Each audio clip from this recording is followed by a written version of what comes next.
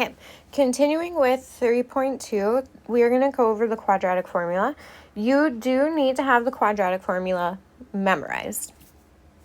So we use the quadratic formula when the quadratic equation is written in standard form.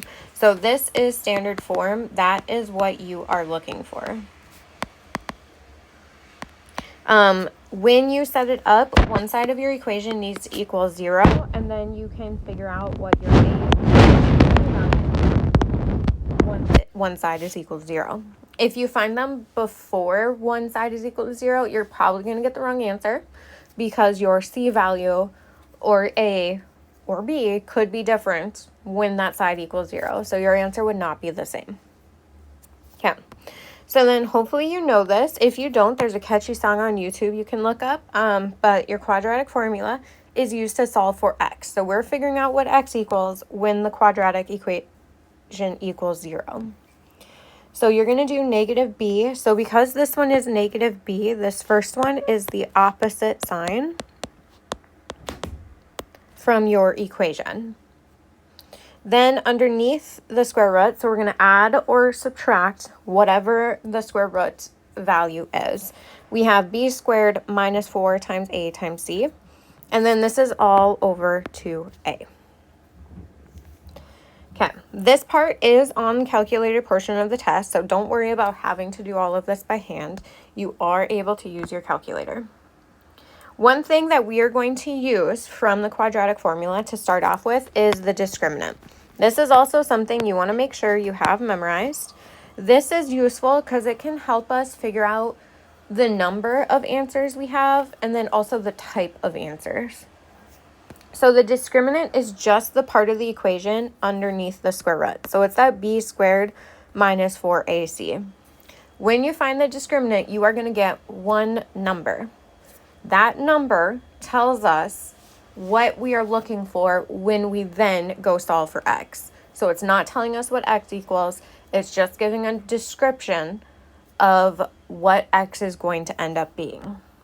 So when we look, if we find our discriminant, that b squared minus 4ac, if that's bigger than 1 or bigger than 0 or greater than 0, that means we're going to get two real solutions when we do go solve for x. Then our next one, if your discriminant is less than 0, that means we're going to get two imaginary solutions. So this is when we get a negative number. And lastly, when it's equal to 0, that means we're only going to get one real solution. Okay, so let's practice with example 3. We're going to find the discriminant of each quadratic equation and describe the number and type of solutions. So before we start, just like when we use the quadratic formula, one side of your equation has to equal 0. So for example 3a, one side is equal to 2. We need to subtract that on both sides. Remember, only combine like terms. So there are no other constants on this side, leaving us with 2x squared plus 4x minus 2. That equals 0. From here, we can identify what a, b, and c equals. Make sure you are including the sign in front of it. So here a is positive 2, b is positive 4, and your c value is negative 2. So make sure you don't forget the negatives when you are setting this up. Now that we know a, b, and c, we are going to figure out what the discriminant is. And you're going to use the same setup each time. B squared minus 4 times a times c.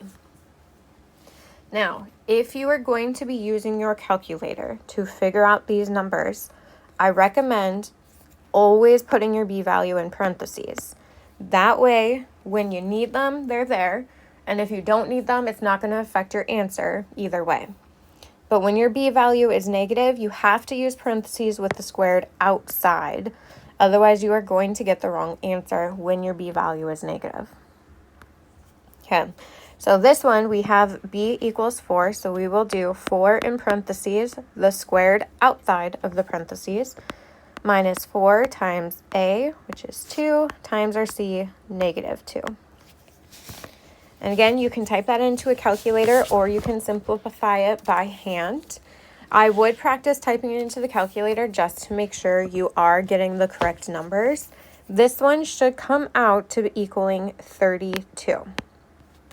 So our discriminant, I'm just going to use the letter capital D, equals 32. Now that number is positive or greater than 0.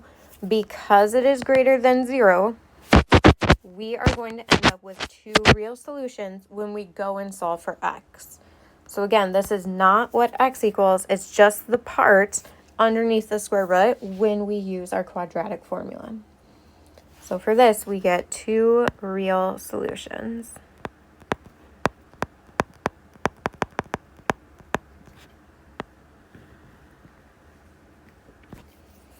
All right. Once you know that, for this problem, they don't ask us to solve. That is our final answer. Our discriminant is 32, and then we get 2 real solutions. On your test, I do recommend showing your work because sometimes we do type something wrong in the calculator. And if you have your work there, it'll also save you time when you do corrections. But you would only lose half a point for getting the number wrong because you typed something wrong in your calculator instead of all of the points because I didn't see what you were trying to do. Okay, letter B. This one is already in standard form. One side is equal to 0. So we are able to start off by just identifying what A, B, and C equals. In this one, A equals 1 because there's no number there, so that's that hidden 1. And then B equals 2, C equals 1. When we plug that into our discriminant equation, we would have 2 in parentheses squared outside minus 4 times A times C. And this one, when we go and solve, so whether you type it into your calculator or simplify it on your own, our discriminant will end up equaling 0. When our discriminant equals 0, that means that we are going to have 1 real solution when we do go use the quadratic formula to solve for x. So we can describe this as 1 real solution.